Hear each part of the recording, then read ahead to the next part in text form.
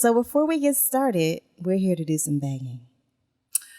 We're here to beg like 1980s and 1990 R&B stars. Like who? Keith Sweat. Keith Sweat. Yeah. Remember when we saw them in concert? It was like the apex of niggas in linen pants, those little A tank tops, and Stacey Adams. It's true. But it was a damn good show. And we were like, were we in our 20s when we went to that show? Yeah. And now. We're very young. Now I wouldn't be mad at a fine gentleman in some nice pants. And I can still appreciate the begging of Keith Sweat. But like he says, he begs to your woman so you don't have to. Exactly. But today we actually do have to beg. We're doing our own begging, right? Yeah. And you don't have to break out your linen. But what we do want is for y'all to tell us what you think about the show.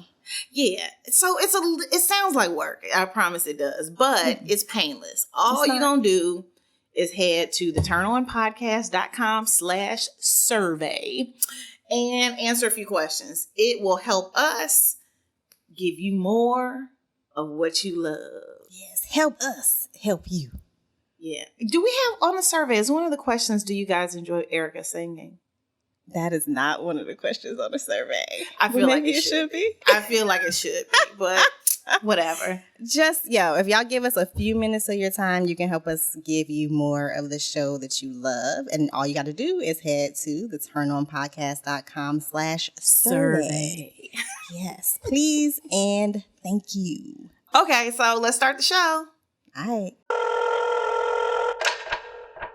Come here. Get off.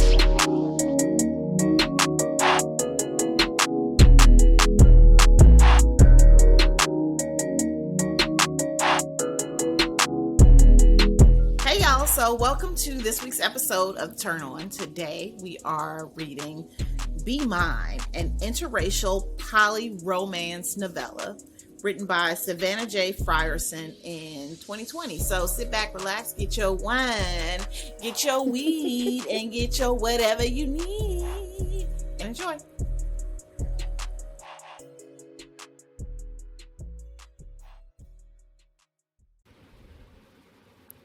Be Mine by Savannah J.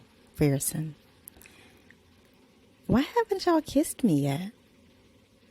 3 pairs of eyes looked at her with surprise. After nearly a week of this new normal, that was the only thing that had, remained the old normal. Their stares had been too long, too intense for them to be satisfied with the brief, innocent kisses they'd been giving her. Why had they been keeping themselves in check? Ye-Jun shrugged. Why haven't you kissed us? Ingrid blinked. What? Kisses go both ways, Ingrid, Addie said, shrugging also. You can kiss us. We wouldn't mind. Ingrid started to say something, then she clamped her mouth shut and looked at BB. What say you? BB ducked his head and cut into his food. I mean, they have a point. You want me to kiss you? Ingrid asked for clarification. For a start. Ye-Jun said. Or at least let us kiss you, Addie added. A flush that had nothing to do with pleasure overcame her. What are you talking about? Addie and Ye-Jun looked at each other, then at BB, whose gaze remained riveted on his plate. The blond man cleared his throat, his large shoulders rising and falling with his deep sigh. You tend to move your head when we kiss you? Move it how? Ingrid asked, her tone sharp and flint. Away, Ye-Jun replied. You run away from us. Her jaw dropped. I do not. You do, BB insisted, now looking at her. Anytime we come near your mouth, you hold your head away or you turn so we just glance it. I don't know about the others, but I've been trying to kiss you for days before settling on the other parts of you that you don't mind our mouths on. Ingrid released a hyper laugh. Of course she'd been self-sabotaging herself. When presented with three of the finest men she'd ever seen, leave it to her to hold them at arm's length. She shut her mouth. She'd been about to say something self-deprecating and unkind about herself. Pursing her lips, Ingrid shook her head and started again. I apologize for making y'all feel you weren't wanted. She couldn't look at them as she spoke, the tickle in her throat having morphed into a pebble and then a boulder.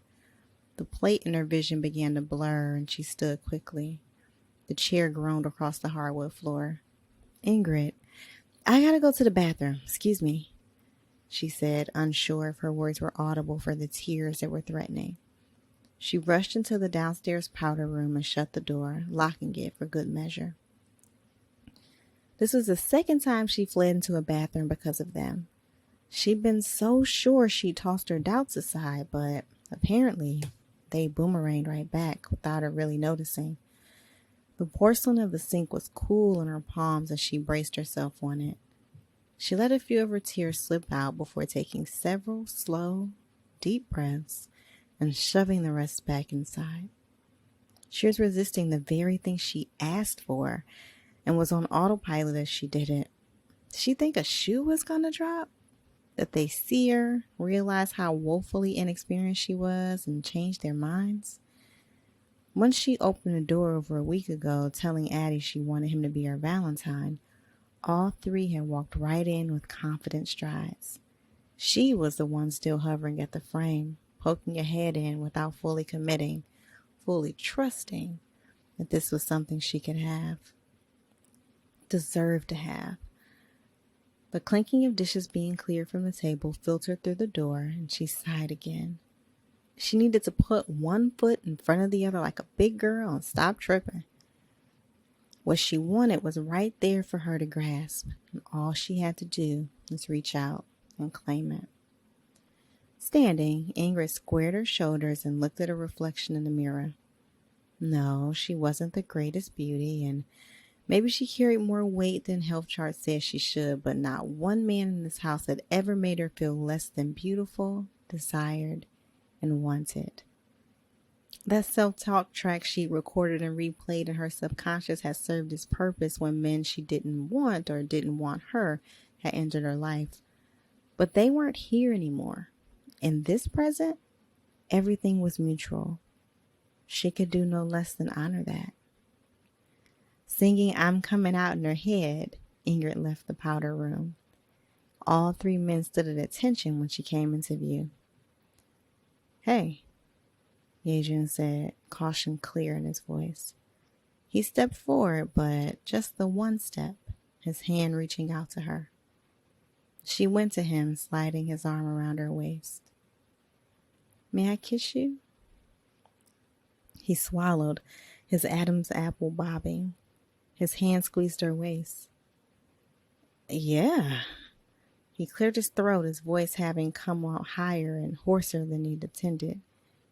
Yeah, I like that. She smiled, his response bolstering her confidence. She stood on the balls of her feet, bringing her body flush against his.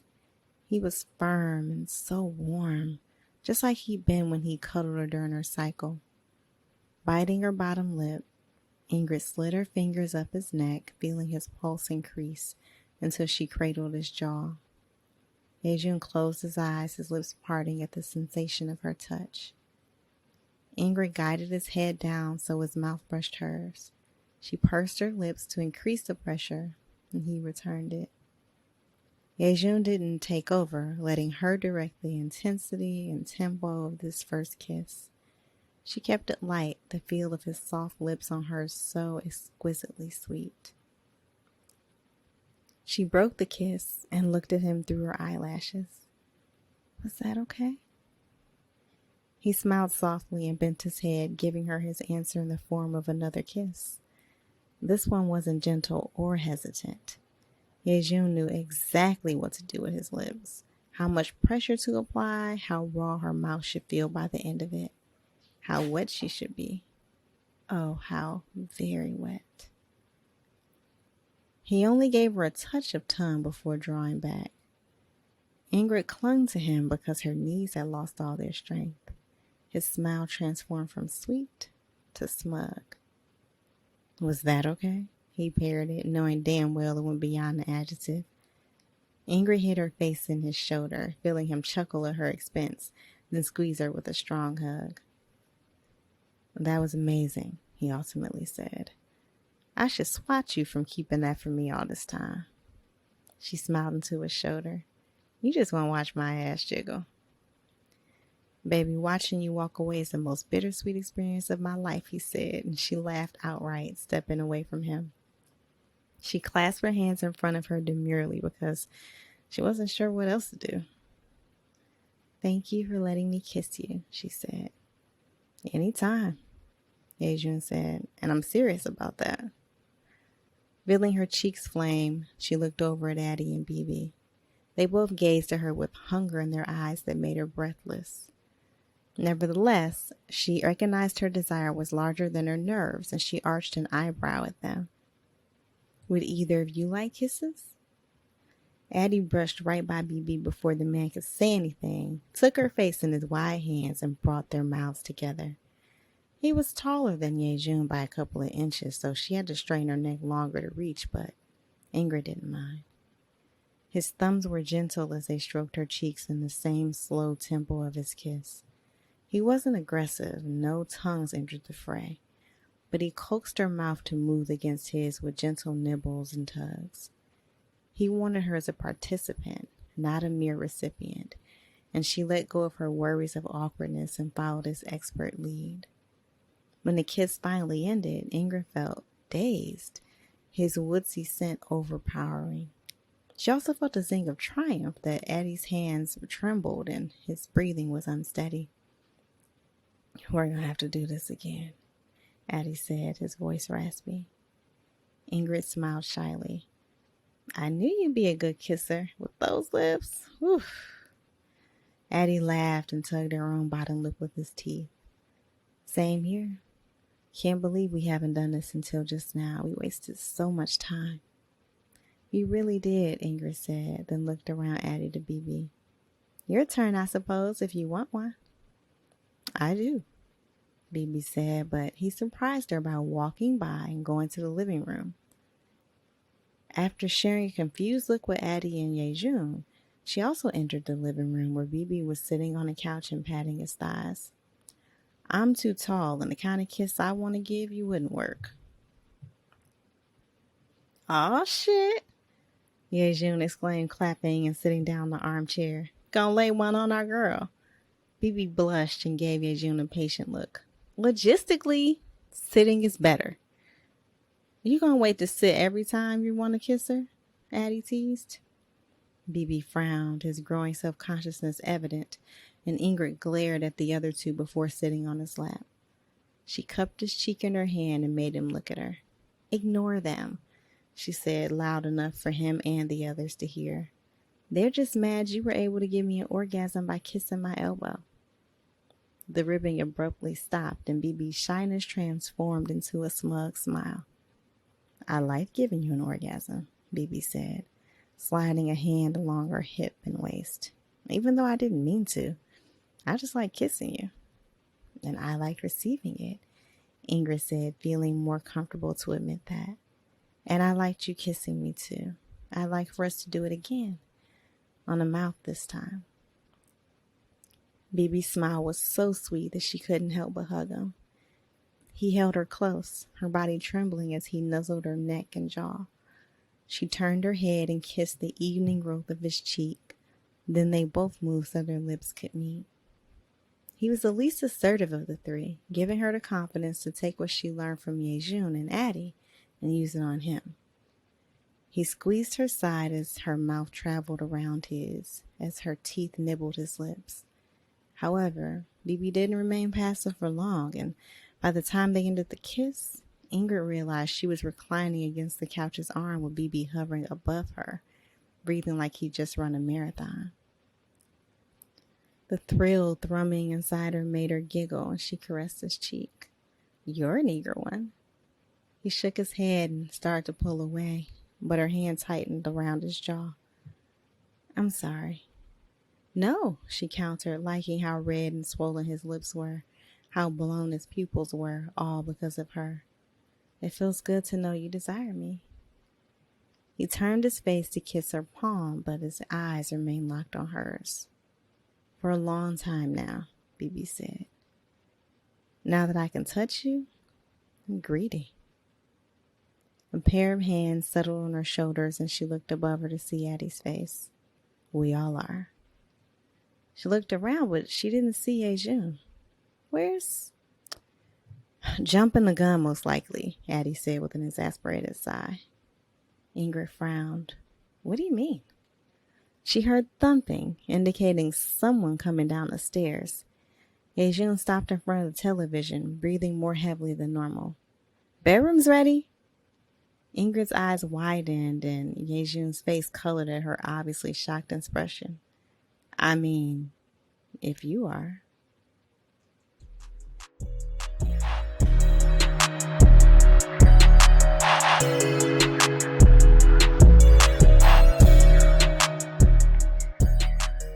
Okay, so welcome back. Thank you, Kenrya, for that lovely reading.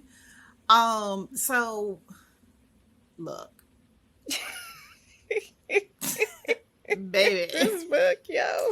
This book is filthy in a good way. It is. I was reading quite possibly one of the dirtiest books we've ever. Yeah. And this Which is not why like a shame. It was just So, no. Because okay, so when we were starting to talk about when we were like planning for this episode and stuff, I was mapping out what was going on, and I called Kenrya. I was like, "Girl, like all this fucking in this book, and you picked to read a scene that wasn't fucking. Mm-hmm. Why is That was that on purpose." Okay, so a couple of things. One, the sex scenes are very long because they are very filthy, and that there's four people who got to get off, and so it takes a long time. And they do, because honey, hey, I was doing a little work last night and was like, well, I'm gonna go to bed now. And then, I think, yes, this is a show about sex, and yes, we're gonna talk about the sex. But I was thinking about the fact that when people think about polyamorous relationships, particularly ones like this, where like everybody's loving on everybody, that they just go straight to the sex. And one of the things that I like about this book is that like Savannah spends a lot of time in the characters' heads, particularly in Ingrid's head, like where she's like thinking about whether or not this is how she wants to proceed. And a little bit battling with her heart and with her head and all of that kind of stuff. But I like this scene because it's the moment that she's like, you know what? Yeah, I'm in. Like, this is what I'm going to do. And I think it's sweet. And I think it's just enough of a hint of the filth that is to come. And it does have them connecting on a physical level without it being who's inside of whom. Yeah.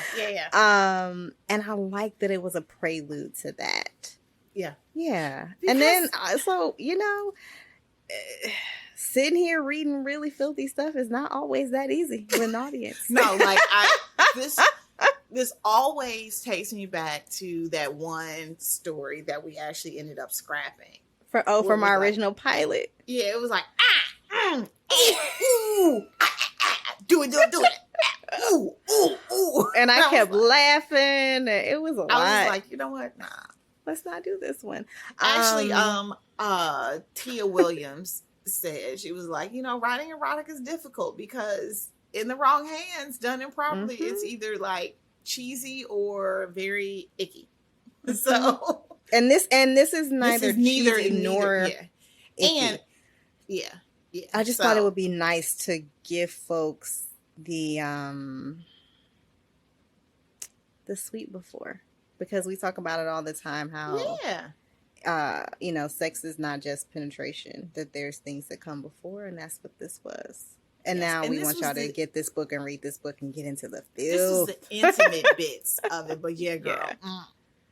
Nasty. And I loved every bit. I was reading it on vacation And I literally had to get up and go tap one of our mutual friends on the show. And was like, yo, Kenrya is nasty. Like, she is nasty. Yo, when I say I read this book out like a couple hours, like I started it thinking, I don't know, it's like a Sunday, thinking I was just going to dip in and see, if it was a possibility, because it was, in our research period, and I couldn't stop. Yeah, no, it's good. Yeah. And I don't want anyone to, particularly Savannah, I don't want you to perceive us saying this is nasty, this is filthy in any way derogatory. I mean that in the most highest regard of like, you did the damn thing. Yes, it was, you struck like good story, all of that character development with just some good old raunch. And actually, we were talking about, this book isn't as much of that, but I remember we were talking about like, what's the one piece that we wish was written, and you were like, jump in, bam, fucking from the beginning. Even though this does not do that, fucking from the beginning, but the fucking once they happened was like grade A, like pure, highlight real shit. Yeah, like this is going down. So all that say, we recommend this book to everyone, and that brings us to talking about what the fuck is the book even about? Because we jumped in talking about how good the sex was. So do you want to give a synopsis? Okay, I can try. You might have to remind me of the names. So there's Ingrid, there's Addie, there's BB, and there's Yejun. Am I saying that right? You're probably looking at it. I'm not looking at it. Yejun. Mm-hmm. And they all live together, kind of, as roommates. So the three guys live together in, like, the big house, and she lives, like, in a guest house, and it's, like, she owns it, or her family does, or something like that. And they're all friends. Like, the guys are all best friends. Two of them work together. And, they, they hang out. They have regular hangout nights together, whatever. And then ahead of Valentine's Day, Ingrid asks Addie to be her Valentine, and it like opens this can of worms where he's basically like, hell yeah, but not just me. And apparently all three of them have been talking about how they all have feelings for her, and how, they all want to be her boyfriend. And then a lot of the book, and what makes it so fantastic, is just her negotiating what that looks like. Mm-hmm. Like negotiating with herself, and then negotiating with them, and trying to figure out what their life could look like as a crew, partner crew. Corporal. I'm trying to, I have couples. Figure out what it is. I don't know. Corporal. I'm sure there's a word for it. But it's and we'll talk about this next week. But, there's a lot of different ways to be ethically non-monogamous. And in this situation, it looks like polyamory, where all four of them are involved together. But she's kind of like the lynch. She's the piece, because they don't really have sex with one another, right? No, but they have sex in the same, they're like really good. They're brothers. They're brother boyfriends. Like, they're like, I hate using the term sister wives, because I feel like people use it like so disparagingly nowadays.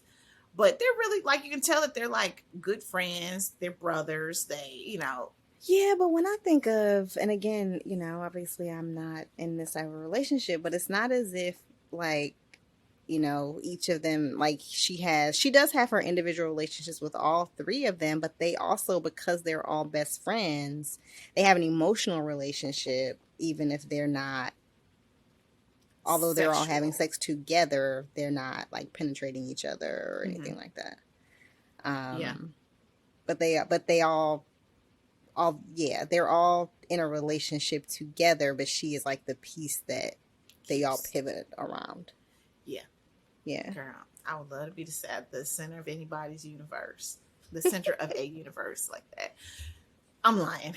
I don't want to have to be that nice to people. at the same Yeah. time, you know, like it's, but I do think it's dope how she has like very individual relationships with each one of them. Like they have, Like there you are know, different things that they do together. And, exactly. Like one takes her, walks her to work every morning. One brings her lunch, you know, and so yeah, it's like, you know, this concept of she's not trying to get everything from one person. So she gets like different needs met from the different men. Like BB is like the one who she connects with emotionally, right? So when she needs to talk through stuff, that's the white guy, right? Yeah, it's the white guy. Yeah. He's like a big teddy bear. In my mind, he's like a big teddy bear. So yeah, that's the most. You know, never mind. I was about to say something wrong. Okay, so this all kicks off with Valentine's Day, where Ingrid's like, "Look, I just want to be held and loved and cherished, and made to feel like I am a special bitch on Valentine's Day. That's all I need. I mean, she didn't say, but she was like, look, that's all I need." And it makes me think, because as I'm going through this dating process, you know, as I'm figuring my life out, I have had situations where I was just like, you know what? Right now, I just need a hug and a night together where we feel like everything's normal. Even though everything else is going wrong and, you know, not wrong. You know, like it ain't going anywhere, but let's suspend those thoughts and ideas for just a night because I need some, you know, intimacy. I do that less now, I will say.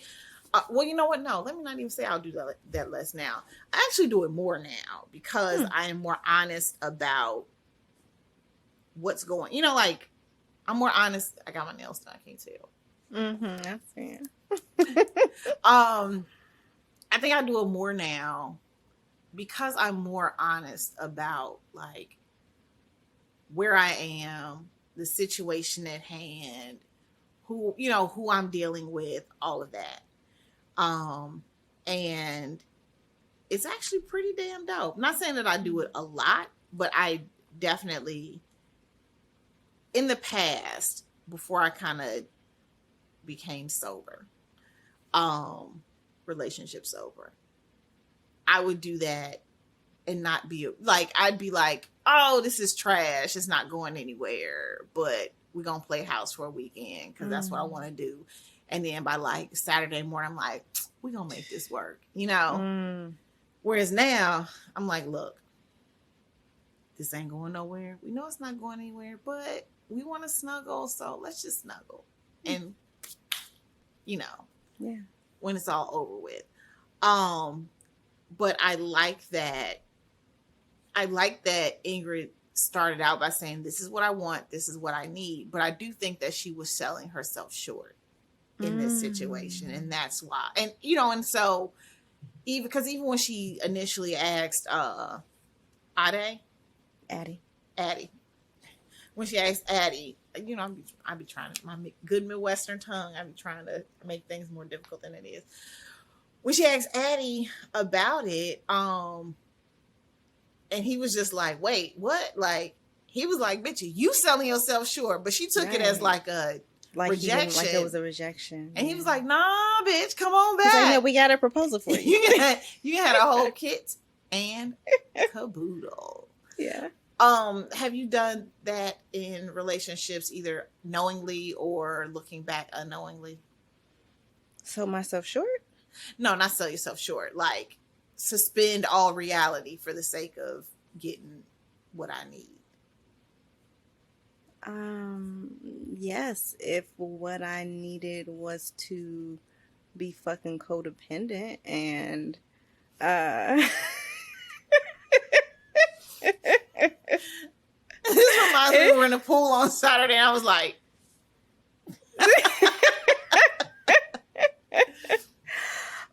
yeah, I mean, I've stayed places too long for sure. You know, I used to in my 20s kind of almost brag about the fact that I was always the one to end things, and they were always with good reason. I was like, bitch, you should have done 6 But months ago. exactly. That's where I was going with that. So, done that. Yeah. Well, what about now? Like, have you had, outside of being codependent, have you just been, at a point in in your life where you're like, I need to feel like I'm in a relationship for a day. Come on over. Let's act like it. I know you got shit going on. Not shit as in like other families or anything, but I know you got shit going on. What, like we're still gonna make it work. No? No, I don't think I've ever done that. Okay, well. Captain Domo over here at your service. Nah. So Valentine's Day, we've talked about this a bit because I think me and you have in the past been like, cool girl, Valentine's Day. Yeah. Where I'm realizing the more I've actually added it to my list. I want to be loved out loud. Yeah. I want to be like loved, like, because I'm the type of person I love out loud. Like, if you my man, like, we are just like, I'm like, that is my nigga. He the best. And I want the same thing for me, right? You deserve. I totally deserve it. Baby, I deserve. That was me singing Tank and Mama D. Okay. What'd you say? I said, okay. But yeah, and so now I'm more of the Valentine's Day is a thing camp. And I want the flowers. I want the chocolates, even though I'm not going to eat them.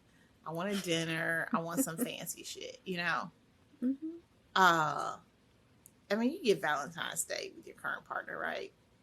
Oh, yeah, we don't do fancy. We do, I get my favorite flowers, and we eat Chinese food just because it's our tradition.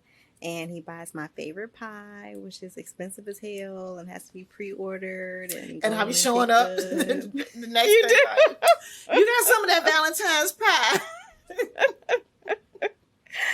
And yeah, it's just nice. Like, like he writes me cards. And he wrote me a card for our first Valentine's Day with like a poem in it. Like, this nigga, I was like, what? It's on my mirror perpetually. Like, mostly because I'm like, yeah, he wrote that. Oh wow, I haven't seen it. Oh, I thought I showed it to you. Whatever. No. He wrote it. I mean, it's funny because he's funny. But yeah, and part of why it's on the mirror is to make fun of him. But I like you good. So I'm realizing that I like romance. I love the romance. I'm leaning into it, especially posting this show now.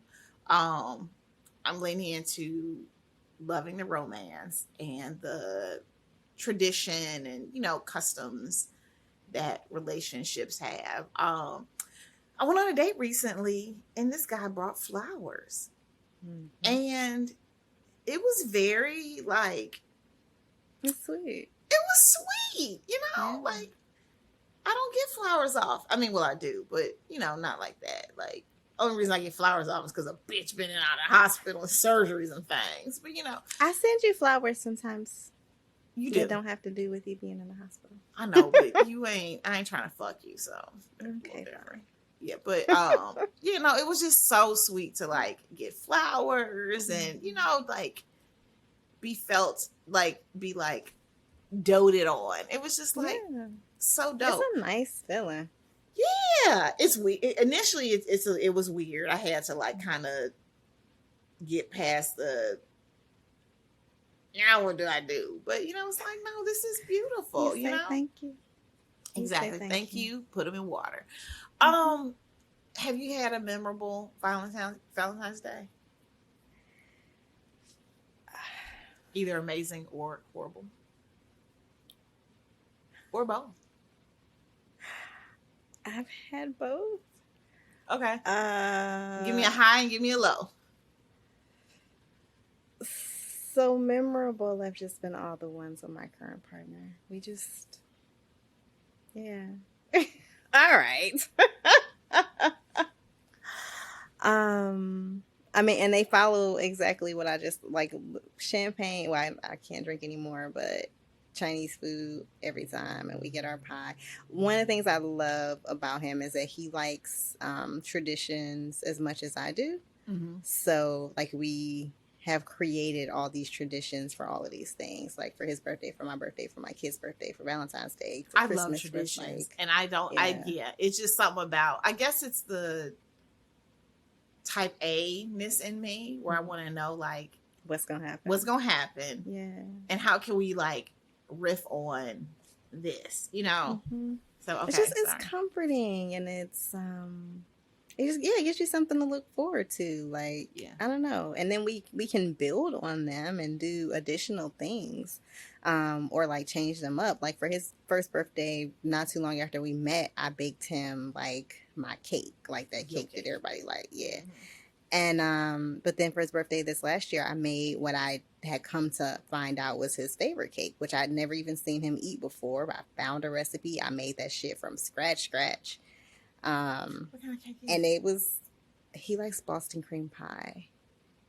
It's good as fuck. With cream? You ate it? Yeah, I tasted it. Oh, wow. But I tasted it. It sounds like a bubble gut express, but okay. Yeah, but it was worth it. It was really fucking good. And then I sent him home with the whole thing. Like, all right. I was like, take that out of my house. Yeah. But so like that's the way that has evolved, right? Like I always bake for him on his birthday because he likes my baking. But so I just do different things or whatever. Hello? I pretty much realized I was getting a divorce on Valentine's Day. Yeah. Yeah. Yeah. That sucks. Yeah, mm-hmm. Do you want to share exactly what it is, or is that nah. Okay. That's something I'm writing about. I don't think it's something I want to share here, but yeah. Okay. I think that, as just to kind of go back about traditions, I think because I have experienced so much loss with the people that I love in my life, like traditions mean so much to me because I have, like the one thing that I feel the closest with my mama when I'm like cleaning up my house, listening to the Preacher's Wife soundtrack, because for some reason that's my Christmas soundtrack, decorate my house for Christmas Day, or making my granny's dressing for Thanksgiving. Like the traditions are the one piece of me that I have to hold on to, the people that I love in my life. And I feel like like that is what they handed down. That's what they have from their grannies and their moms. And so they passed it on to me. And so I'm going to pass, like it's just kind of the whole ancestor piece of it all.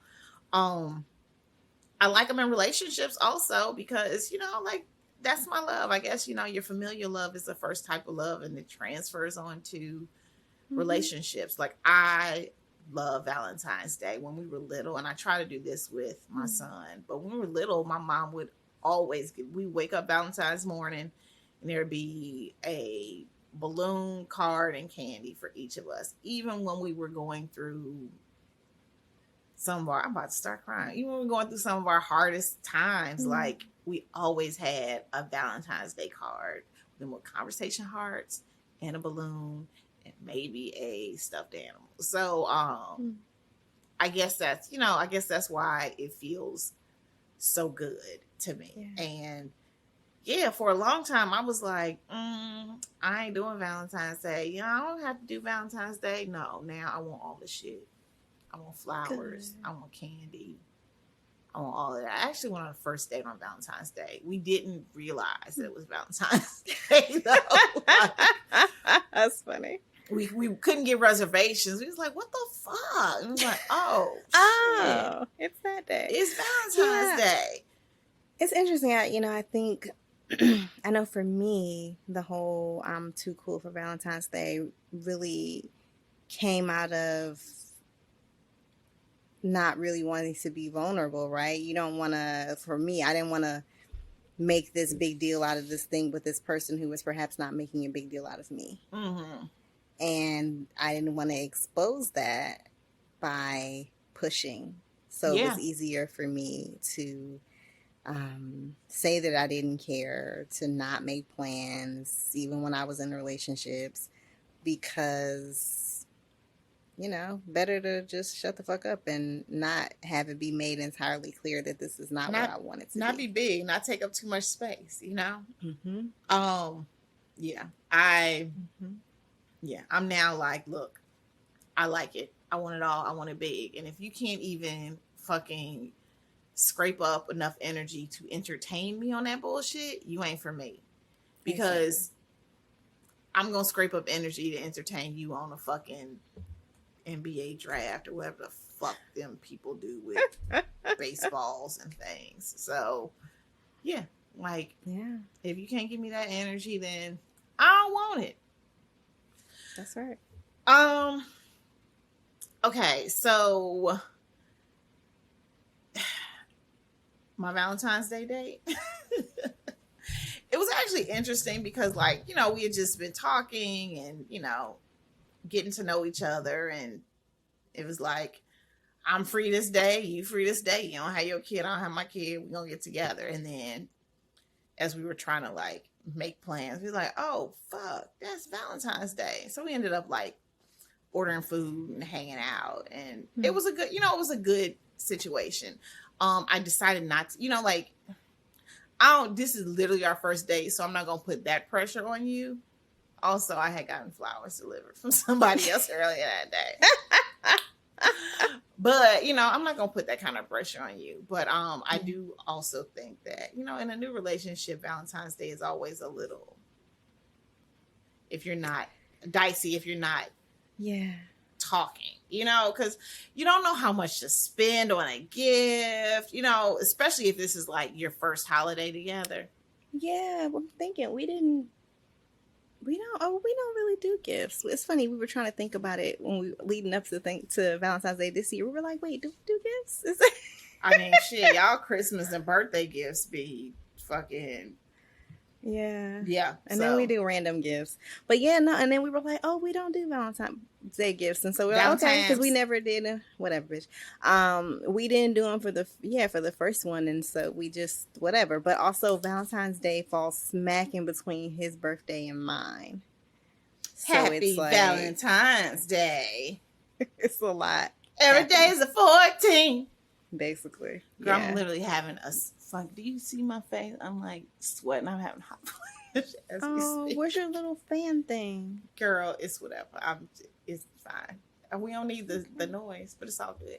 Okay. Take that thing off. Take off your sweater. Yeah, I need to see what's underneath this. Y'all need to see what's underneath this. I have on a tank top, and right now my titties are like this.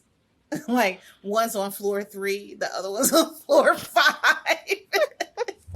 Don't worry, we're getting it fixed soon, but yeah, so it's all good. Okay. Something else. Sorry. Something else in the story. So Ingrid had her period. And was that like the first like couple thing that they did together? Yeah, I forgot about that. It was like, so first, so happy I don't do that right now. I'm not menstruating, but it was cute and sweet. It was. They were also very concerned. And you know, again. So she has dysmenorrhea, so incredibly painful period. And yes, go ahead.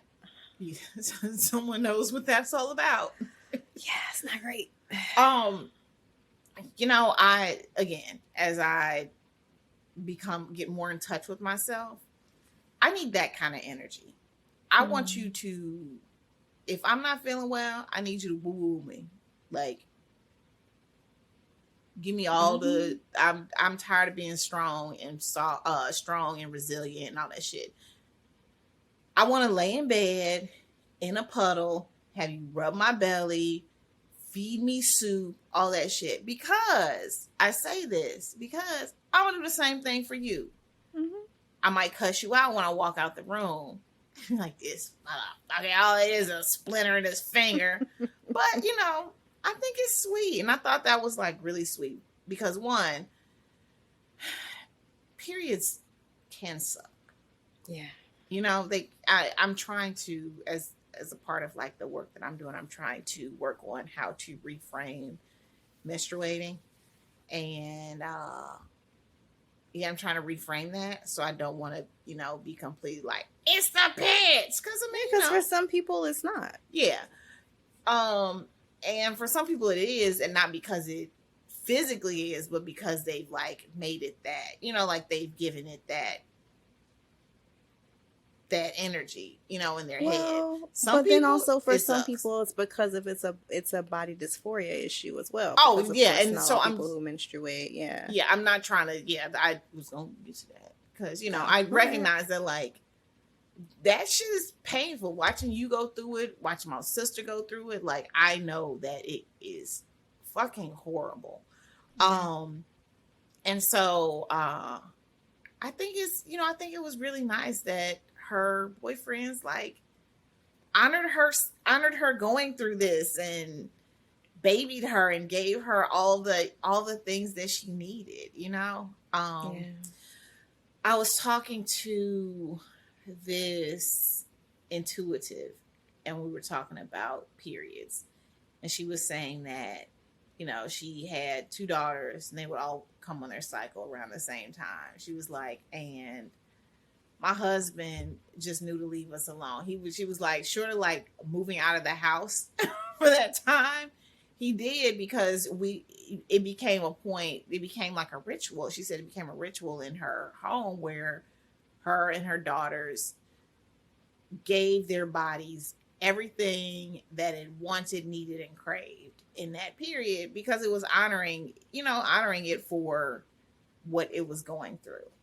And I thought that was a really good way of putting it, you know, like, not like, oh, I'm bloated, I want chocolate. No, like, my body says it wants chocolate because it wants chocolate. It's going through some things. And so let's give it chocolate, as opposed to being like, But why did that mean that he had to fade into the background? I don't get that part. Because she was like, this ain't about you. This is about me and my daughters going through what we're going through in our body, and you can kick rocks.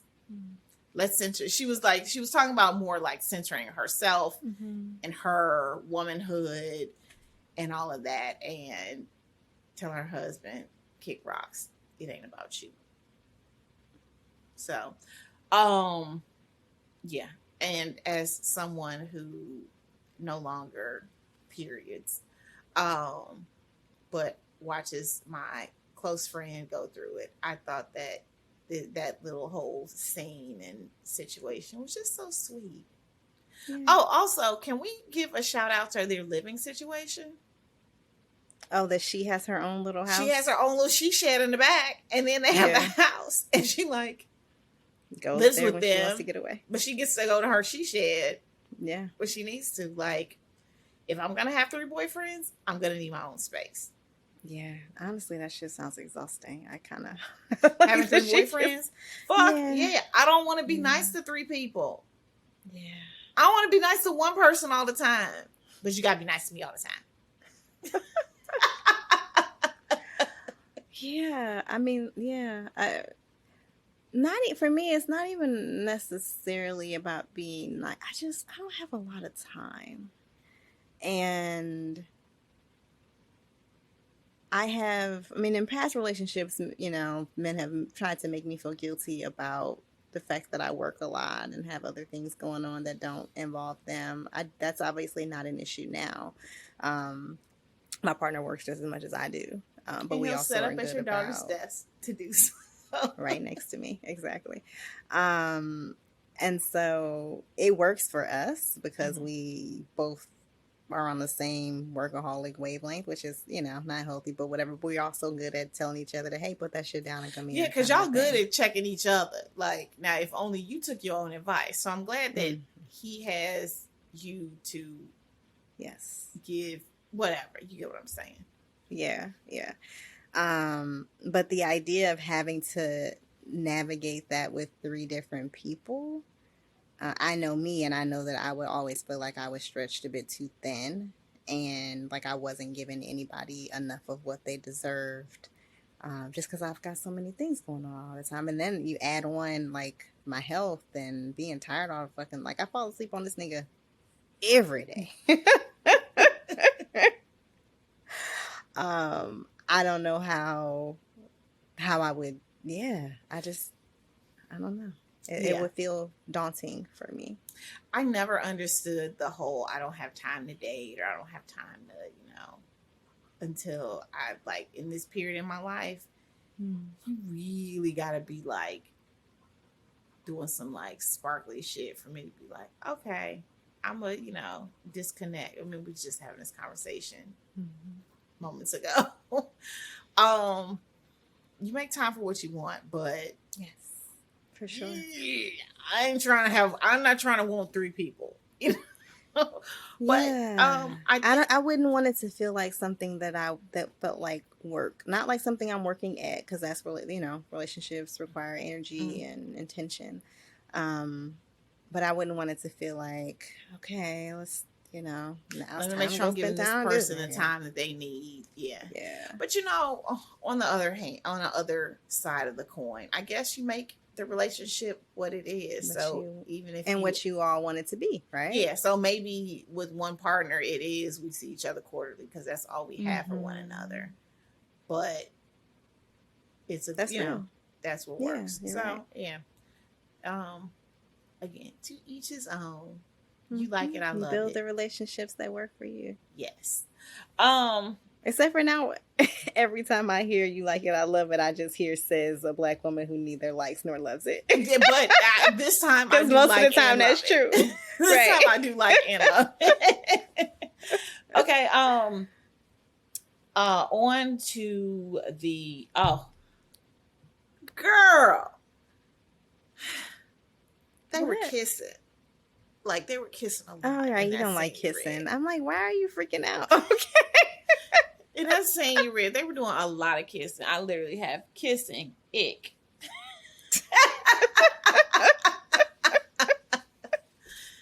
They were doing a lot of kissing. You know what's... Wait. What you was finna say? Something you shouldn't say. Fuck it. Okay. So, I don't like kissing, right? So my kisses aren't like they were like right? Which, whatever. Until I kissed someone that kisses that way, and I was like, oh bitch, this is horrible. I gotta fix it. I gotta fix it. Because it was like, it was very... It was not passionate, or it was just like, what the fuck's going on here? So, if you've ever kissed me in the past and you got this, I apologize, because now I recognize that shit was fucked up.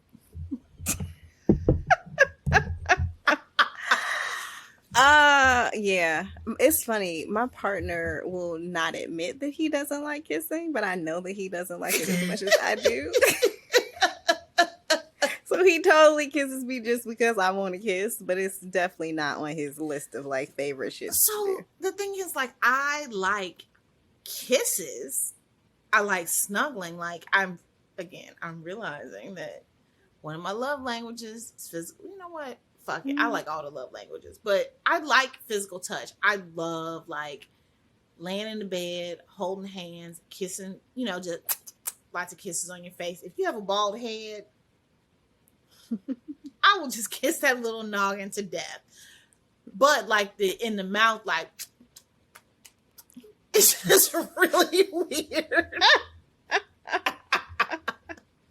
So again, it's not your thing. I apologize, y'all. Also in the scene you read, Ingrid had to give herself a pep talk. Mm-hmm. And there was again, this book, Savannah did a really good job of writing like what's going on in Ingrid's head, like how she's processing this. And so that point where she was having the pep talk of like, well, I could hit the gym more. I do have this. And she was like, wait, bitch, wait. Don't do that. Yeah. She was like, don't do that. I don't like that.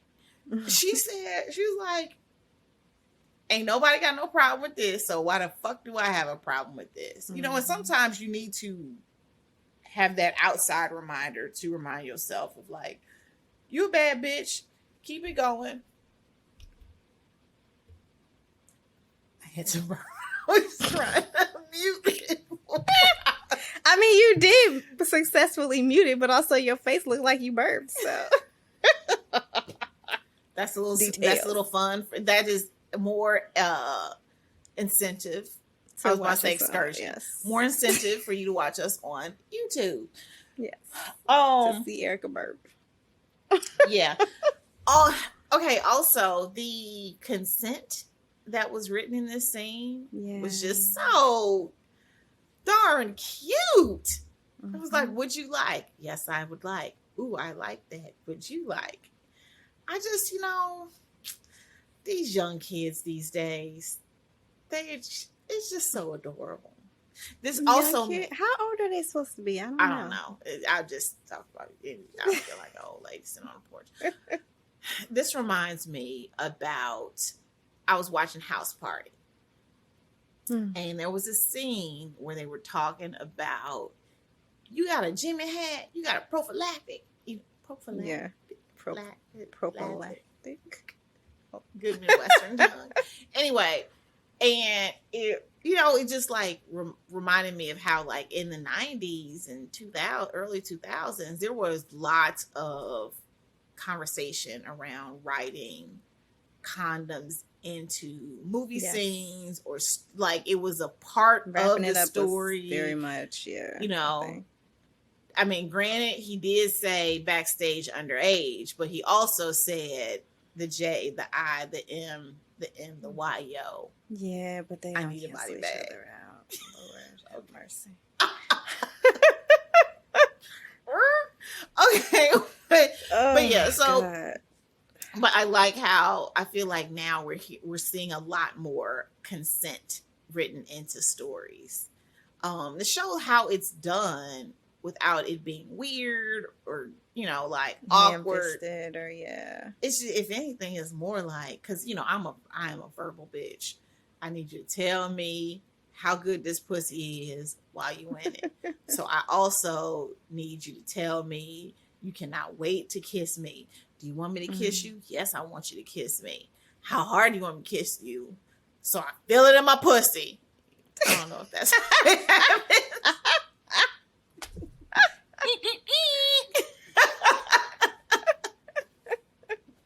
Sorry, I am a hot mess. Okay, last point. Self-sabotage.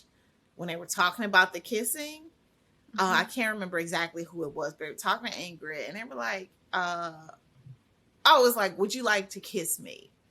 And it was like, no, why don't you kiss me? It was like, well, why don't you kiss me? It goes both ways. And then they were like, every time we look like we're about to kiss you, you run away. And it made me think about like the self-sabotage, like how do we,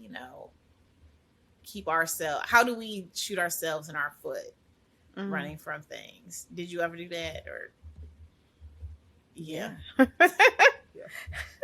I mean, my current relationship, as we story. talked about on this show, I mean, I basically ended it before it could start because I made what we call the unilateral decision.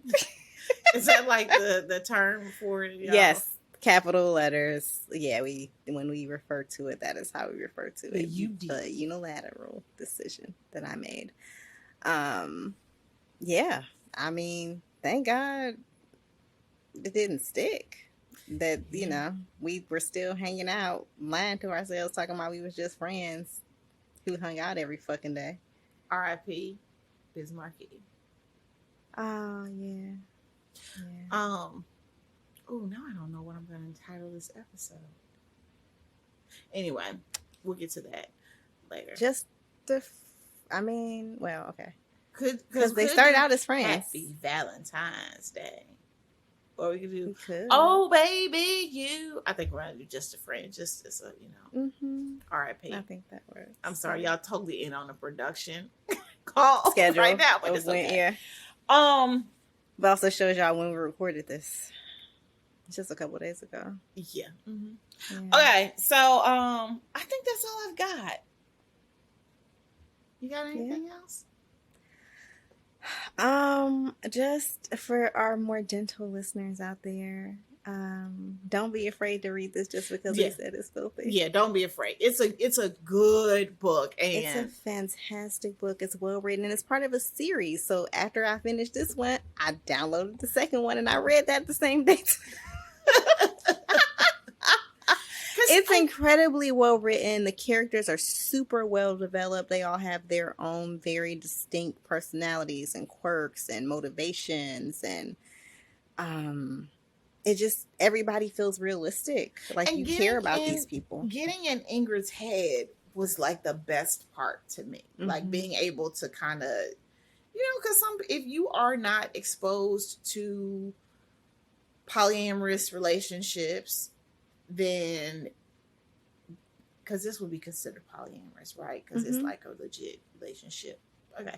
But yeah, if you're not used to that and have been exposed to it, I think it's a good read on just kind of getting in someone's head on how they, decide to do this.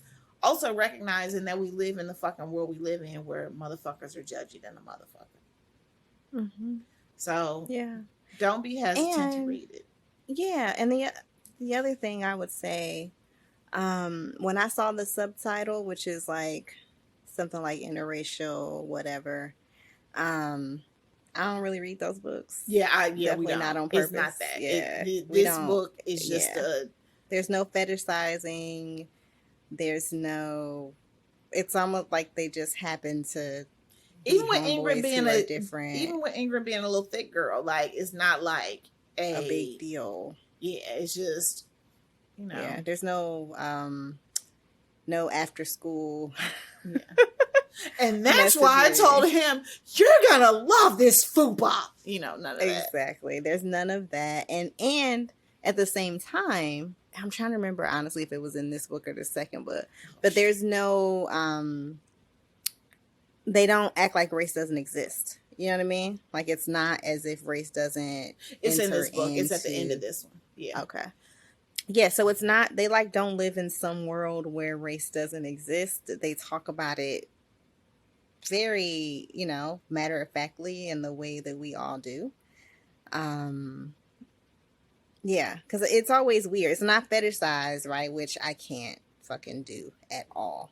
But it's also not like there's like they live in some utopia. Exactly. There's not colorblind or no bullshit like that. It's just like these are, this is just a part of who everyone is. Yep. And Ingrid is a black woman, obviously. So yeah. So, all righty. Well, that wraps up this part. We're going to pay some bills and then come back to what's turning us on.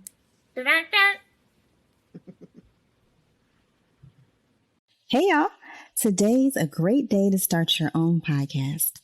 Whether you're looking for a new marketing channel, have a message you want to share with the world, or just think it'd be fun to have your own show like us, podcasting is an easy, inexpensive, and fun way to expand your reach online. And Buzzsprout is hands down the easiest and best way to launch, promote, and track your podcast. Your show gets put online and listed in all the major podcast directories like Apple Podcasts, Spotify, Google, literally everything, within minutes of finishing and uploading your recording. We use it here for the Turn On, and I can truly attest to the fact that it's pretty fucking dope. Podcasting isn't hard when you have the right partners, and the team at Buzzsprout is passionate about helping you succeed. So join over 100,000 podcasters like us who are already using Buzzsprout to get their message out to the world. Just click the link in our show notes and you'll be able to get your own account set up. And if you sign up for a paid plan, you'll get a $20 Amazon gift card and support our show. Let's create something great together. Sign up for Buzzsprout today. All right, good people, we are back. So, what's turning us on this week? Well, so I guess because of, I don't know, the stuff I watch or whatever, I get served a lot of ads for things on IG. You got served. What you get served? I did. So I'd seen this a couple of times, but didn't really, whatever. But then my partner saw it and sent it to me. He like DM'd it to me on IG and was like, for the show? He's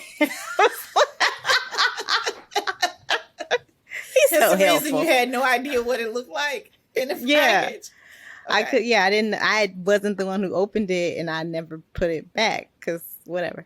So you were laying there twitching. Okay, continue. So this is a toy that is like advertised online as like, it's like a clit stimulator. Wait, but I'm sorry. Can we say that this whole season of what's turning us on shows that Kenrya is doing all the fucking. Continue. Well, you did the first half of stuff because I hadn't done any testing and ordering and things. Mm-hmm. Yeah. But so it's like, everybody in the comments. So there's like thousands of comments for this. And it's like, show me. I'm about to show you. It's like, I always wanted to squirt, but didn't think I could. And this thing, I used it to masturbate and I finished in like 2 minutes. Like, it's the ultimate. I don't even need a nigga no more because I got this thing kind of a thing. And so we, we're reading the reviews and we're like, we should try this out. So this is it. It is quite large, actually. But this looks fun. Keep going. Tell me more. So for those who I can't might have see, to stock some of them joints for myself. Yeah. So it's purple silicone, and it's got 2 different parts to it. So this part is meant to be inserted. Mm-hmm. And you see it has these ridges, and these are for G-spot stimulation. And the whole thing vibrates. It's got controls for 2 different things, which again, I don't know how to work because anyway.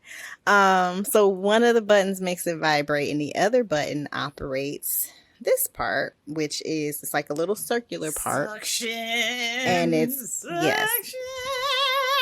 And it's made to sit right over your clit and to suck it like a person would. Yeah, I would fucking lose my mind with that joint.